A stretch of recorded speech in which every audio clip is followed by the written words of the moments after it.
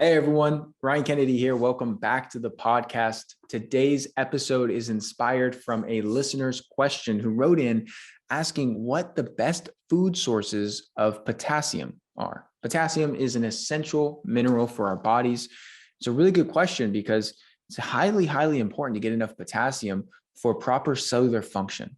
About almost every single one of our cells has this sodium and potassium gradient, this ratio. And in order to have proper fluid transfer in and out of the cells, those two key electrolytes, those two key minerals really need to be in balance with each other. And potassium is the third most abundant mineral in the body, and it works to balance sodium. So when you hear people that are saying, high salt is the cause of high blood pressure and, you got to limit your salt intake. I'm a big fan of limiting sodium chloride, table salt, because that's really not good for you because it's stripped of all the healthy constituents like all the trace minerals and trace elements. But unrefined mineral-rich sea salt is essential for our health. And I really don't think sodium is the culprit. I think lack of potassium is the bigger issue at hand because they work in a balance. And it's very important to get enough potassium to regulate blood pressure. And potassium is also critical for lots of other organs, our hearts, our kidneys, our brain. And most Americans don't get enough through their diet. Research has shown only 3% of Americans get enough potassium to meet their recommended daily intake. And these are really due to poor nutritional choices because if you're intaking enough potassium-rich foods, you're going to be fine. And this is going to be essential for good health. So today's episode, I'm going to go through my top 5 food sources of potassium. And while there are many other foods that contain potassium, these 5 are going to be the best options from my perspective. So the first up on this list is not bananas. I know many people have this notion that bananas are like this phenomenal food source of potassium. And I don't want to bash on bananas. I don't have anything inherently against them. It's just the bananas we get in the United States are so hybridized and processed and chemically ripened and shipped thousands of miles. So I'm not a big banana eater myself. So just wanted to get that out of the way. The number 1 food as the best food source of potassium would be the glorious avocado. I'm a huge avocado fan. I eat pretty much 1 avocado every day with rare exceptions if I run out of my supply. And avocados are loaded with healthy monounsaturated fats. They got good fiber. They got all sorts of beneficial nutrients, but they're also one of the very best sources of potassium in our diets. And 1 cup of avocado has about 1,100 to 1,200 milligrams of potassium, which is about 1/3 of your daily need, which is huge, because a cup of avocado is not all that much. I down a lot more than that, I'll tell you that much. And so that's just one of the many reasons why avocados are one of my all-time favorite foods. The next on the list, number 2, would be wild-caught salmon. Salmon is not usually thought of when it comes to potassium. Many people understand wild salmon is a great source of healthy omega-3 fats like EPA and DHA, high-quality protein, assortment of micronutrients like astaxanthin. It's not typically viewed for the potassium, but actually contains a great source of potassium. In just half a fillet of wild-caught salmon, should be about 150 grams, which would be, in the neighborhood of about 5 ounces of salmon.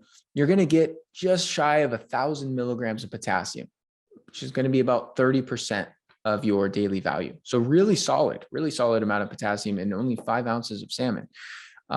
So I believe salmon should be a staple in your diet if you consume animal foods and, if you enjoy it, but I tend to eat wild salmon once or twice every week.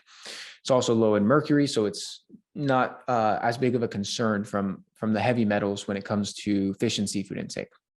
So those are the top 2. Number 3 would be Swiss chard. Swiss chard being a leafy green vegetable. It's these vibrant, colorful stems. I always grow it in my garden because it grows like a weed, you guys. You don't have to do a lot of work to grow a lot of chard. And 1 cup of this stuff contains a whopping 960 milligrams of potassium, as well as a lot of other phytonutrients. And so I'm a pretty big fan of chard. I don't do a ton of it simply because it does contain some oxalates, oxalic acid being a plant chemical defense system. It can be a little bit hard on the gut for some people. So usually I'll cook it down.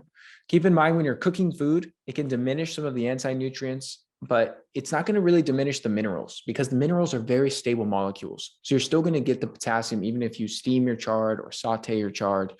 So that's going to be a better option than eating it raw from my perspective. Number 4 on this list would be Acorn Squash. Acorn Squash is loaded with potassium. 1 cup of this stuff has about 900 milligrams. And it also packs some other nutrients like carotenoids and other antioxidants.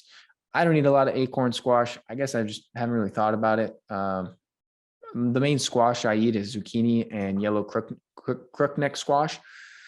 But acorn squash, pretty good source of potassium. And last but not least, number 5 on this list are sweet potatoes. Sweet potatoes are great. 1 large sweet potato has about 850 milligrams of potassium, which is about a quarter, about 25% of your daily value. And just to be clear, regular potatoes are also packed with potassium and other minerals as well as sweet potatoes.